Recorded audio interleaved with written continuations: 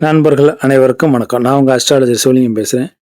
இன்றைய பதிவில் திருமணம் எப்போது நடக்கும், எந்த காலகட்டத்தில் எந்த தசாபுத்தி அமைப்பு வரும்பொழுது திருமணம் ஒருவருக்கு நடக்கும், குருபலம் திருமணத்தை நடத்தி விடுமா அப்படிங்கிறத பற்றி விரிவாக பார்க்க போகின்றோம். வாங்க, நம்ம சேனலுக்கு முதல் முறையாக வந்திருந்தீங்கன்னா சப்ஸ்கிரைப் பண்ணிட்டு பாருங்கள். கிட்டத்தட்ட 80% பேருக்கு மேலே சப்ஸ்கிரைப் பண்ணாமல் பார்க்குறீங்க. நீங்கள் நமக்கு செய்யக்கூடிய ஒரே உதவி சப்ஸ்கிரைப் பண்ணிவிட்டு நமது வீடியோவை தொடர்ந்து பார்ப்பது மட்டுமே. சரி, வாங்க வீடியோக்குள்ளே போகலாம். சிலருக்கு பார்த்தீங்கன்னா வசதி வாய்ப்புகள் இருக்காது, பெரிய அளவில் படிப்பும் கூட இருக்காது. ஆனால் இளம் வயதிலேயே திருமண பந்தம் ஏற்பட்டுவிடும். ஆனால் சிலருக்கோ எத்தனை தான் வசதி, படிப்பு, வேலை, வீடு, வாசல், யோகம், சொத்து பத்து இருந்தாலும் கூட திருமணம் என்பது எட்டா கனியாகவே இருக்கும். இது அனைத்திற்கும் காரணம் நமது ஜனனகால ஜாதகமே, நாம் வாங்கி வந்த விதியே. சிலருக்கு திருமணம் ஆகவில்லையே என்று கவலை, பலருக்கு திருமணத்தில் நிம்மதி இல்லையே என்ற கவலை. ஆனா 60 வயதில் கூட காதல் குறையாத அந்யோன்யமான தம்பதிகள் நிறைய பேர் இருக்கவே செய்கிறார்கள். அது மறுப்பதற்கு இல்லை. இது போல பல்வேறு வேறுபட்ட அமைப்பிற்கு களத்திர தோஷமே காரணமாகும். இந்த தோஷம் சிலருக்கு திருமணத்தை நடத்தி தராமல் ஏங்க வைக்கிறது. சிலருக்கு திருமணத்தை நடத்தி வைத்து திருமணம் நடந்த பிறகு பல சிக்கல்களை உருவாக்குகிறது. ஒருவருக்கு அமையக்கூடிய வாழ்க்கை துணை, அதாவது கணவனோ மனைவியோ 1, 2, 7, 8ஆம் பாவங்களை பொறுத்தே அமைகிறது. ஒருவரது ஜனனகால ஜாதகத்தில் இருக்கக்கூடிய லக்னம் 2ஆம் இடம், 7ஆம் இடம், 8ஆம் இடத்தை பொறுத்தே ஒருவரது வாழ்க்கை துணை அமைகிறது. ஒருவருக்கு நல்ல வாழ்க்கை துணை, நல்ல கூட்டாளிகள், நல்ல நண்பர்கள், பொதுஜன தொடர்புகள் சிறப்பாக அமைய ஜனனகால ஜாதகத்துல களத்திர பாவகம் என்று அழைக்கக்கூடிய 7ஆம் பாவகம் நல்ல நிலையில இருக்க வேண்டும்.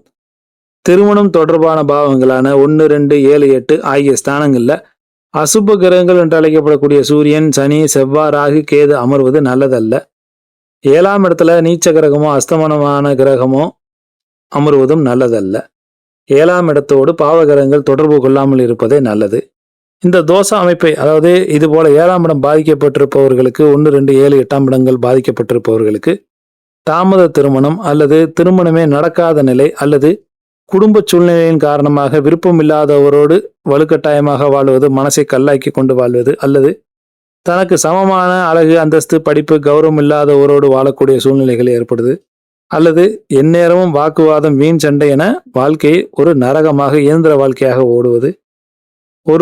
அப்படி இல்லைன்னு சொன்னா ஒருவரது குறையை எந்நேரமும் மற்றவர் குத்தி காட்டி கொண்டே இருக்கக்கூடிய வாழ்க்கை, ஒரு தொண்டையில முள்ளு மாட்டின மாதிரி இருக்கக்கூடிய வாழ்க்கை, தினந்தோறும் ஒரு நரக வேதனையை அனுபவிச்சுக்கிட்டு இருக்கிற மாதிரியான வாழ்க்கை சிலருக்கு அமையக்கூடிய நிலை. அப்படி இல்லைன்னு சொன்னா ஒருவருக்கு ஒருவர் துரோகம் செய்து மனசாட்சிக்கு விரோதமாக நடந்து கொள்ளக்கூடிய சூழ்நிலையில ஒரு சில தம்பதிகள் வாழக்கூடிய சூழ்நிலை. சிலர் பார்த்தீங்கன்னா உத்தியோக நிமித்தமாக அல்லது வேலை நிமித்தமாக, பிஸ்னஸ் காரணமாகவோ தொழில் நிமித்தமாகவோ பிரிந்து வாழ்வது. சில பேர் பார்த்தீங்கன்னா விவாகரத்தை பெற்று பிரிந்து வாழக்கூடியவர்கள், அல்லது தம்பதிகளில் ஒருவர் மட்டுமே இறந்து விடுவது போன்ற ஏதாவது இடர்களை தந்து கொண்டே இருக்கும் இந்த 1, 2, 7, 8 பாவகங்கள் பாதிக்கப்படும் பொழுது. ஆக எல்லாருக்குமே 1, 2, 7, 8 பாவகங்கள் பாதித்தா எல்லாருக்குமே இந்த பிரச்சனை வந்துருமா சார் அப்படின்னா, ஆண்கள் ஜாதகத்துல களத்திர கிரகமாக கருதக்கூடிய சுக்கிரன் நல்ல நிலையில இருந்தாலும், பெண்கள் ஜாதகத்துல செவ்வாய், களத்திர கணவரை குறிக்கக்கூடிய கிரகமான செவ்வாய் நல்ல நிலையில இருந்தாலும் திருமண வாழ்க்கை பாதிக்காது. இப்போ ஒரு உதாரண ஜாதகம் பாருங்க. 10/5/1993, 11/58 காலையில் பிறந்த ஜாதகமாக நமக்கு கன்சல்டேஷன் வந்தது ரீசெண்டாக. இந்த ஜாதகத்தில் பார்த்தீங்கன்னா நீச்ச செவ்வாய் 7ஆம் இடத்தை பார்த்து கெடுக்கிறார். 7ஆம் அதிபதி 8ஆம் இடத்துல போய் மறைவு பெறுகிறார். 2ஆம் அதிபதி நல்ல நிலையில இருக்கார். ஆக 7ஆம் இடமும் 1ஆம் இடம், 7ஆம் இடம், 8ஆம் இடத்துல சனி இருந்து 2ஆம் இடத்தை பார்த்து அவரே கெடுக்கிறார். ஆக 1, 2, 7, 8 கடுமையான பாதிக்கப்பட்டிருக்கக்கூடிய சூழ்நிலையில ஜாதகர் நல்ல திருமண வாழ்க்கை இறைவன் அருளால் பெற்று மனைவியோடு சந்தோஷமாக இருக்கிறார். அதற்கு முக்கிய காரணம் களத்திர கிரகமாக கருதக்கூடிய, மனைவியை குறிக்கக்கூடிய கிரகமாக கருதக்கூடிய சுக்கிரன் உச்ச நிலையில இருக்கிறதுனால மனைவியின் மூலமாக கிடைக்கக்கூடிய இன்பங்கள் ஜாதகருக்கு தொடர்ச்சியாக கிடைத்து கொண்டே இருக்கிறது. தடைகள் இல்லை. அவருடைய வாழ்க்கை நிம்மதியாகவே ஓடுகிறது. அதனால 1, 2, 7, 8 கெட்டாலே எல்லாருக்குமே இப்படி வந்துருமான்னு பார்க்கக்கூடாது. ஓவராலாக ஜாதகத்தை எடுத்து வைத்தே பார்க்க வேண்டும். சரி, இப்ப 7ஆம் அதிபதி லக்னத்துல இருந்தாலோ அல்லது இளம் வயதிலேயே வலுவான சுக்கிர தசை நடந்தாலோ இளம் வயதில் நிச்சயமாக திருமணம் நடக்கும். 1ஆம் அதிபதியும் 7ஆம் அதிபதியும் இணைந்து இங்கு இருந்தாலும் கணவன் மனைவி பரஸ்பரமாக அன்போடு சிறப்பாக வாழக்கூடிய சூழ்நிலைகள் ஏற்படும். ஒருவருக்கு ஒருவர் விட்டு கொடுத்து அனுசரணையுடன் நடந்து கொள்வார்கள். வாழ்க்கை துணை ஜாதகரை தேடி வரும். சரி, இப்ப குருபலம் திருமணத்தை நடத்தி வைக்குமா அப்படின்னு பார்த்தா கிடையாது. எவ்வாறு சுக்கிரதசா யோகம் செய்யும், சனி தசா கெடுதல் செய்யும்னு பொதுவான கருத்து பொதுமக்களிடையே நிலவுதோ, சுக்கிரதசை கொட்டி கொடுத்துருச்சு, சனி தசை கெடுத்துருச்சு அப்படிங்கிற மாதிரியான பொதுவான கருத்து எவ்வாறு நிலவுகிறதோ அதே போல தான் இதுவும். இந்த குருபலம் வந்துட்டா திருமணம் நடந்துவிடும் அப்படின்றது. ஜாதகம் பார்ப்பவர்கள் நிறைய பேர் நம்ம கிட்ட கேட்கக்கூடியது, குருபலம் வந்துருச்சா சார் பொண்ணுக்கோ பையனுக்கோ உடனடியாக திருமணம் முடிஞ்சிருமா அப்படின்னு கேட்பாங்க. நம்ம மற்ற விஷயங்களை பத்தி விளக்கி சொன்னாலும் அவங்க அதை புரிஞ்சுக்க மாட்டாங்க. திரும்ப திரும்ப அவங்க குருபலம் வந்துருச்சான்னு கேட்டுக்கிட்டே இருப்பாங்க.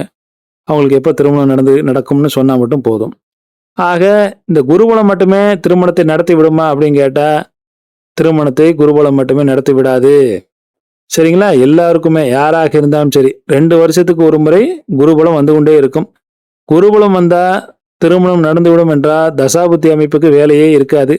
அதோடு குருபலம் மட்டுமே திருமணத்தை நடத்தி வைக்க முடியும் என்றால், ஏன் 40, 45 வயசுல கூட திருமணத்திற்காக வரன் தேடி ரொம்ப அலையோ என்று அலைகிறார்கள். எத்தனை குருபலம் வந்தாலும் இவர்களுக்கு திருமணம் நடக்கலையே. 40, 45 வயசு இருக்கக்கூடியவர்களுக்கு எத்தனை குருபலத்தை கடந்து வந்திருப்பாங்க. அப்ப குருபலம் திருமணத்தை நடத்தி வைத்திருக்கணும் இல்லைங்களா? ஆக குருபலம் மட்டும் திருமணத்தை நடத்தி வைக்காது. ஜனனகால ஜாதகமும் நமக்கு நடக்கக்கூடிய தசாவும் நிச்சயமாக திருமணத்திற்கு மிக மிக முக்கியம்.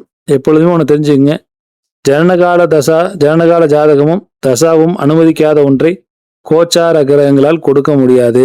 அதே போல ஜனகால ஜாதகமும் தசாபுத்தியும் அனுமதித்த ஒன்றை கோச்சார கிரகங்களால் தடுக்கவும் முடியாது. தாமதப்படுத்த மட்டுமே முடியும், அவங்களால தடுக்க முடியாது. நமது ஜாதகத்துல நமக்கு என்ன விதிக்கப்பட்டிருக்கிறதோ அது நிச்சயமாக கிடைத்தே தீரும். ஏதாவது தடுக்கப்பட்டிருக்கிறது, கிடைக்கக்கூடாதுன்னு நமக்கு தலையெழுத்து இருந்ததுன்னா கோச்சார கிரகங்கள் மட்டுமே அதை கொடுத்து விடாது. நமது ஜாதக பலமே ரொம்ப ரொம்ப முக்கியம். சட்டியில இருந்தா தான் அகப்பையில வருங்கிற மாதிரி நமது ஜாதகத்துல இருந்தா மட்டும்தான் அந்த பலாபலனை அனுபவிக்க முடியுங்கிற மாதிரியான பலன் நமது ஜாதகத்தில் இருந்தால் மட்டுமே இந்த கோச்சார கிரகங்களால் அதை நடத்தி வைக்க முடியும். எப்போதுமே ஒன்று தெரிஞ்சுங்க, கோச்சார கிரகம் என்பது ஒரு இக்னிஷன் பாயிண்ட். அது நமக்கு எப்போ விதிக்கப்பட்டிருக்கிறது, எப்போ நடக்கணும்னு தலையெழுத்து இருக்குதோ அந்த கோச்சார கிரகங்கள் அந்தந்த கிரக பாவகத்தோடு தொடர்பு கொள்ளும் பொழுது ஆட்டோமேட்டிக்காக நமக்கு அந்த விஷயங்களை நடத்தி தரும். ஆக தசாபுத்தியை அனுசரித்தே திருமணம் கைகூடும். சரி, யாருக்கெல்லாம் எப்பெல்லாம் திருமணம் நடக்கும் அப்படிங்கிறதுக்கான விதிகள் என்னென்ன இருக்கு அப்படின்னு பார்ப்போம். ஒருவருக்கு 7ஆம் அதிபதி தசாபுத்தி நடக்கக்கூடிய காலகட்டத்தில் கோச்சார குரு 7ஆம் இடத்தையோ அல்லது 7ஆம் அதிபதியோ பார்க்கும் பொழுது திருமணம் நடந்துவிடும். 2ஆம் அதிபதியின் தசாபுத்தி நடக்கக்கூடிய காலகட்டத்தில் களத்திர அதிபதியோடு அல்லது களத்திர பாவகத்தோடு குரு தொடர்பு கொள்ளக்கூடிய காலங்களில் திருமணம் நடக்கும். சிலருக்கு பார்த்தீங்கன்னா எவ்வளவு கடுமையான களத்திர தோஷங்கள் இருந்தாலும் கூட வங்கப்படாத சுக்கிரனுடைய தசாபுத்தி அமைப்பு நடந்துகிட்டு இருக்கும் பொழுது திருமணத்தை நடத்தி கொடுத்து விடும். 7ஆம் அதிபதி ராகு கேதுவனுடைய நட்சத்திர சாரத்தில் அமர்ந்து அந்த ராகு கேதுக்களுடைய தசாபுத்திகள் நடக்கக்கூடிய காலகட்டத்தில் திருமணம் நடந்துவிடும். 7ஆம் இடத்துல ராகு கேது இருந்தாலும் கூட தான் நின்ற களத்திர ஸ்தானாதிபதியின் வேலையை தானே எடுத்துக்கொண்டு திருமணத்தை நடத்தி வைப்பார்கள் இவர்கள். பெரும்பாலும் பார்த்தீங்கன்னா யாருக்கு விரைவில் குழந்தை பெறக்கூடிய கால நேரம் வருகிறதோ, யோகா அமைப்பு இருக்கக்கூடிய கால நேரங்கள் வருகிறதோ, தசாபுத்தி நடக்கிறதோ அந்த காலகட்டங்களில் திருமணம் நிச்சயமாக நடக்கும். குழந்தையை தரக்கூடிய அமைப்புல ராகு கேதுக்கள் இருந்தாலும் கூட திருமணத்தை நடத்தி முடித்து குழந்தையை கொடுத்து விடுவார்கள். ஏன்னா நமது இந்திய பாரம்பரிய அமைப்பை பொறுத்த வரைக்கும் திருமணம் ஆன பிறகுதான் நம்ம குழந்தை பெற்றுக்கிறோம். அதனால எப்பெல்லாம் குழந்தை பிறப்பு கிடைக்கணுங்கிற மாதிரி நமக்கு தலையெழுத்து இருக்குதோ, நேரங்காலம் வருதோ அந்த காலகட்டங்களில் நிச்சயமாக நமக்கு திருமணம் முடிந்துவிடும். 7ஆம் அதிபதியோடு இணைந்த அல்லது 7ஆம் அதிபதியின் பார்வையை பெற்ற அல்லது 7ஆம் அதிபதியின் நட்சத்திர சாரத்தை பெற்ற எந்த கிரகமும் தனது தசாபுத்தி காலங்களில் திருமணத்தை நடத்தி வைக்கும். 5ஆம் அதிபதி 9ஆம் அதிபதிகளின் தசாபுத்தி காலங்களிலும் நிறைய பேருக்கு திருமணம் நடக்கும். ஆக எந்த தோஷமாக இருந்தாலும் சரி எல்லா காலகட்டங்களிலும் பாதிப்புகளை தராது. அதனுடைய தசாபுத்தி காலங்களில் மட்டுமே பாதிப்பை தரும்.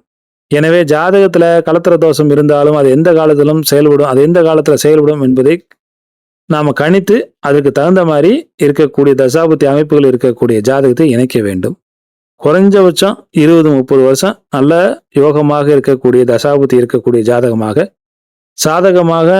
அந்த ஜாதகருக்கு சாதகமான நடக்கக்கூடிய தசாபுத்திகள் நடக்கக்கூடிய ஜாதகமாக பார்த்து ஜாதகத்தை இணைப்பதே நல்லதாகும். சரி நண்பர்களே, இன்றைக்கு திருமணத்தை பற்றி ஒரு விரிவாக பதிவை பார்த்தோம். மீண்டும் நல்லதொரு பதிவில் உங்களை சந்திக்கும் வரை விடைபெறுகிறேன். நன்றி, வணக்கம்.